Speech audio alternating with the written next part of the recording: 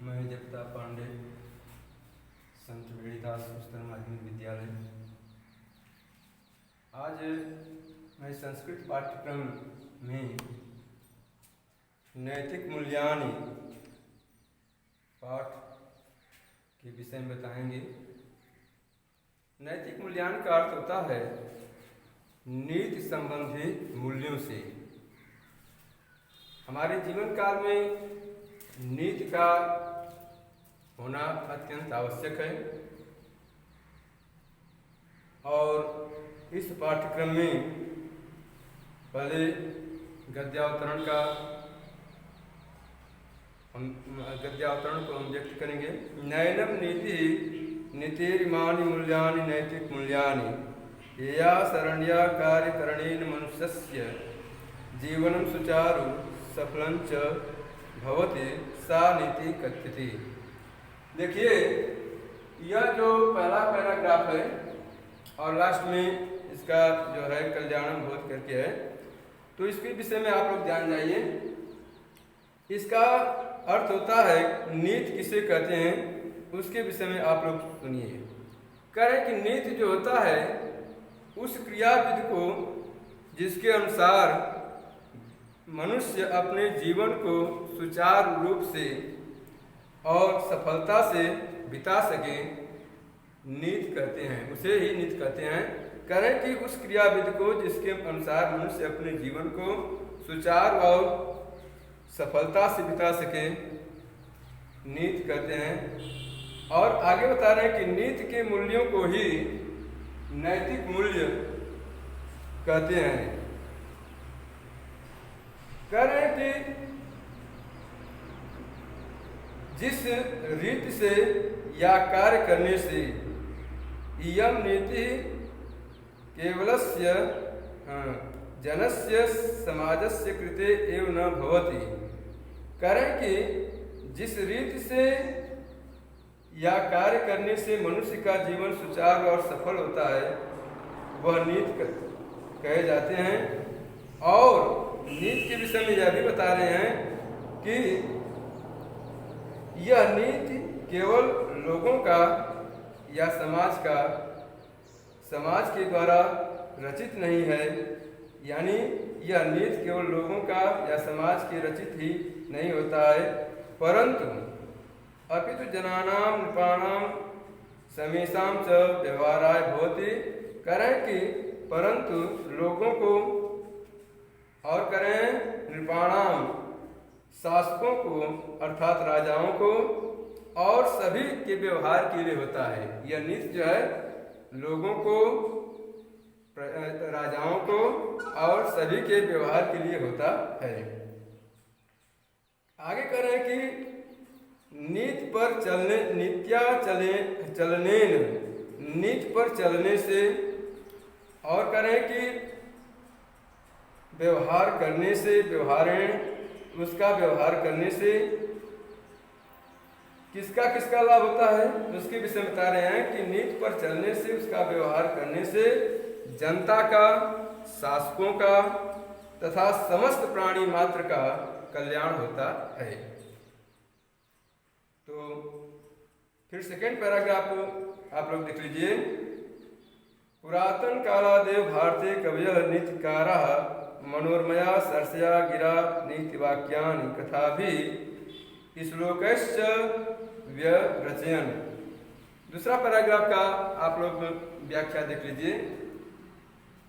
और कभी कभी प्रश्न में यह पूछता है कि प्रस्तुत गद्यावतरण का ससंदर्भ आप व्याख्या कीजिए। तो संदर्भ यही होगा कि प्रस्तुत गद्यावतरण हमारी पठित पाठ्य पुस्तक संस्कृत में संकलित संस्कृत गद्य भारती के नैतिक मूल्यानि नामक पाठ से उद्धृत किया गया है। तो यह तो संदर्भ हो गया। सेकेंड पैराग्राफ का आप व्याख्या देख लीजिए। पुरातन कालादेव यानी प्राचीन काल से ही, पुरातन कालादेव का अर्थ होता है प्राचीन काल से ही, भारतीय कवयः भारत में कवियों, और इसके बाद बता रहे हैं कि नीतिकाराः नीतिकारों, कवियों, नीतिकारों, और करें कि मनोरमया सरसया, यानी मन को अच्छा लगने वाला सरसवाणी, नीति वाक्यानि, नीति के वाक्यों से अर्थात नीतिकारों ने नीति के वाक्यों से, और कह रहे हैं कि कवियों ने कथाओं से और श्लोकों के द्वारा नीति ग्रंथों की जो है रचना किया है। जो हमारे यह नीतिकार हैं और इसके बाद कवि हैं, ये जो है नीतिकारों के द्वारा और कवियों के द्वारा जो कथाओं का वर्णन किया गया है और श्लोकों के द्वारा नीति ग्रंथों की रचना की गई है, उसके विषय में आप लोग जानिए। इत्थम नीति शास्त्राणि व्यवहार विधि, इस प्रकार नीति शास्त्रों को जानने वाले और व्यवहार विदों, यानी व्यवहार में उसका प्रयोग करने वाले कैसे होते हैं? करें कि कांता सम्मित योपदेश युजे बभू, करें कि वह ऐसे होते हैं जैसे प्रियतमा के उपदेश के समान, प्रियतमा के उपदेश के समान जुड़े हुए हैं। इस प्रकार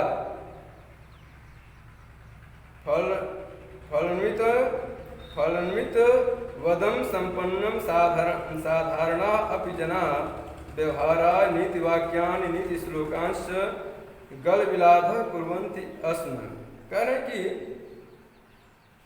जो यह कांता के अर्थात प्रियतमा के समान जो है उपदेश को देने वाले हैं, उपदेश के समान जुड़े हुए हैं, इस प्रकार के फल से संपन्न साधारण लोगों के व्यवहार के लिए, साधारण लोगों के व्यवहार के लिए नीति वाक्यों और नीति श्लोक का जो है नीति श्लोकों को क्या कर लेना चाहिए? गल विलाध, यानी कंठस्थ करते हैं। गल विलाध का अर्थ होता है कंठस्थ करते हैं। आगे कर रहे हैं गल विलाध कंठस्थ कुर्वन्ति अस्म करते हैं।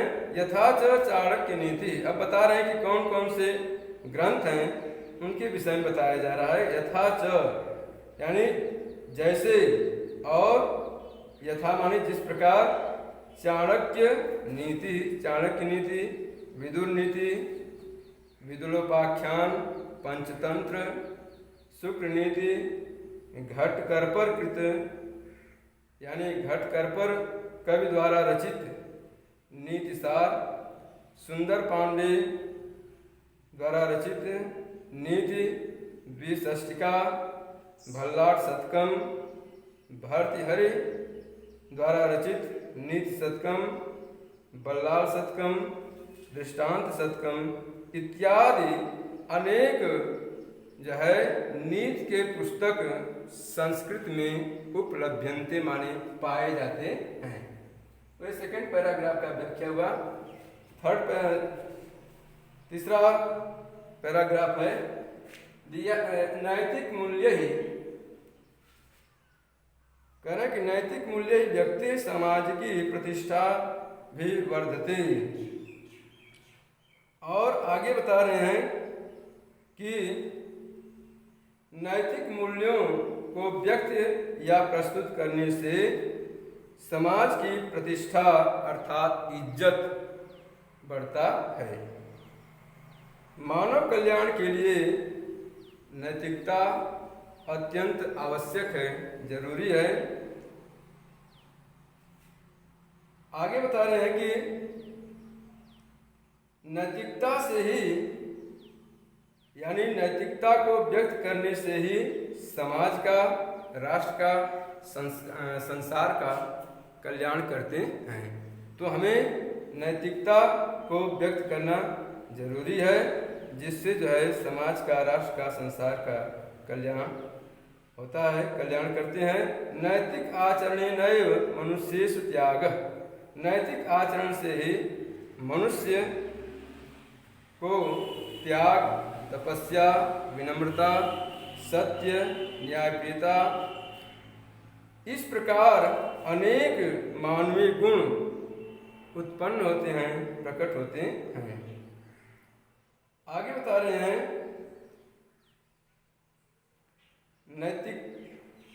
नैतिकतया मनुष्यो अन्य प्राणिभ्य भिन्न जायते, यानी नैतिकता से मनुष्य अन्य प्राणियों से भिन्न है, अलग है।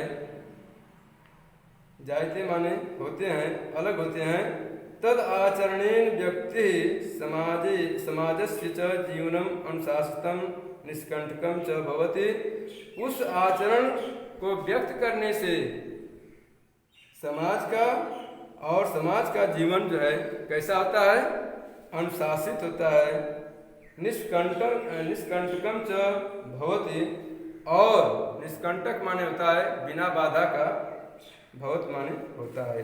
करें कि उस आचरण को व्यक्त करने से, प्रस्तुत करने से, और उस आचरण को प्रस्तुत करने से जो है जीवन कैसा होता है? अनुशासित होता है और निष्कंटक बिना बाधा का होता है। व्यक्ति समाजस्य वर्गस्य देशस्य च समन्वयन अवसरो लभ्यते। और करें कि व्यक्ति के द्वारा व्यक्त करने पर समाज का, वर्ग का और देश का उन्नति का समय प्राप्त होता है, विकास का समय प्राप्त होता है। आगे बता रहे हैं कि इससे क्या होता है? समाज ईर्ष्या, द्वेष, छल, कलहादि दोषेभ्य मुक्तो भवति। करें कि समाज में जो ईर्ष्या, द्वेष, कलह, छल, कलह माने झगड़ा होता है, इत्यादि दोष से हमें क्या मिलती है? मुक्ति होती है, छुटकारा प्राप्त होता है। अस्माकं सामाजिका अंतर्राष्ट्रीय संबंधा नैतिक आचरणेन दृढ़ा भवन्ति।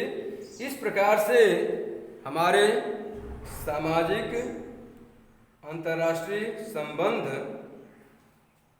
जो है किससे मजबूत होते हैं? करें कि नैतिक आचरण से मजबूत होते हैं। संबंध जो है नैतिक आचरण से मजबूत होते हैं। चौथा पैराग्राफ देखिए।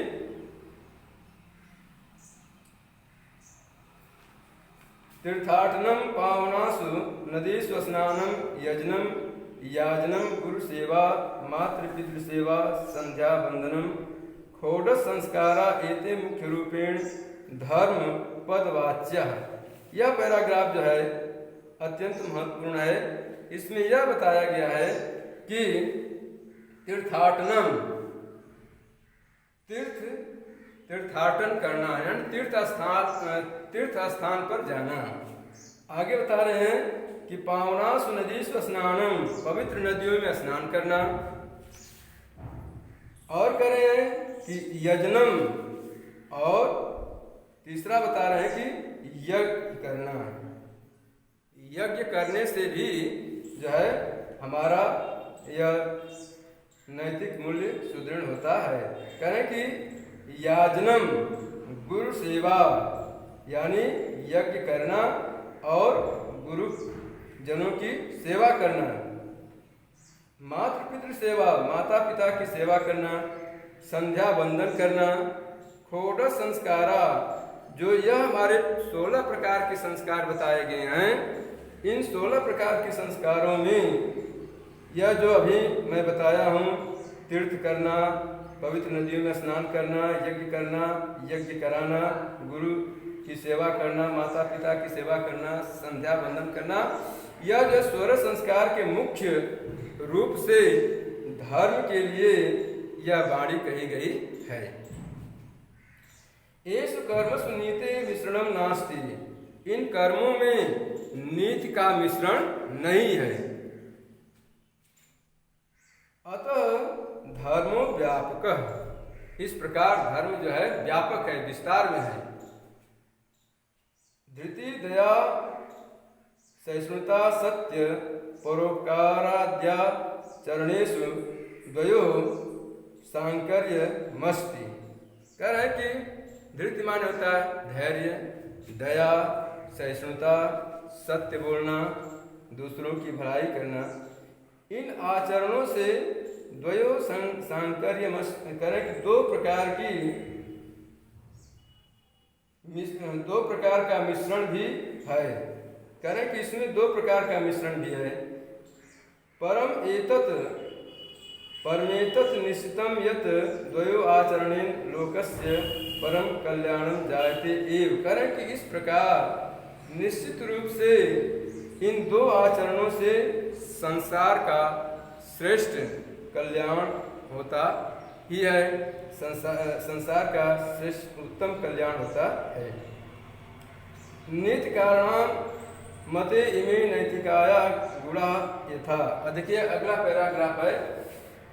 करें कि नीतिकारों के विचार से इसे नैतिक गुण इस प्रकार हैं, उसे हम आगे व्यक्त कर रहे हैं। यथा जीव हिंसाया विरक्ति।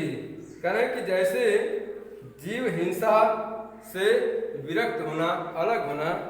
आगे बता रहे हैं कि दूसरों की संपत्ति को हरण करना या चुराने से निवृत्ति होना अर्थात हटना। आगे कह रहे हैं कि सत्य भाषण, सत्य बोलना और कभी भी किसी की चुगलखोरी नहीं करना, इससे हटना यानी चुगलखोरी से हटना। और करें सत्पात्र से, और क्या करना चाहिए, दान भी जो है सत्पात्र को ही देना चाहिए। सत्पात्र किसको कहा जाता है, जो उस दान का महत्व समझ सके, अर्थात गरीबों को ही दान करना चाहिए। गरीबों को दान देना। और आगे बता रहे हैं कि अति लोभात वितृष्णा, यानी अधिक लालच से तृष्णा रहित होना। दया करना, सहिष्णुता, परोपकार यानी दूसरों को भलाई करना।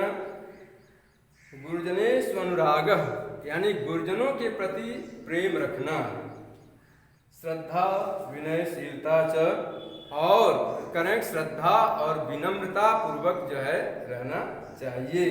यही नीति हमें बताता है। आगे बता रहे हैं